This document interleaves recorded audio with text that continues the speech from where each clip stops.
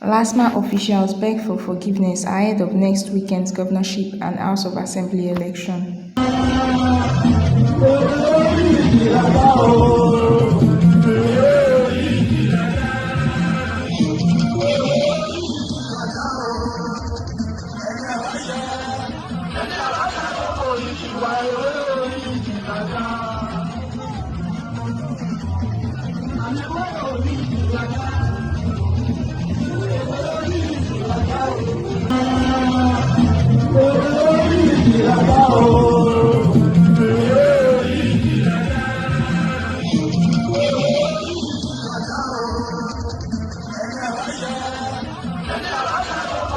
Why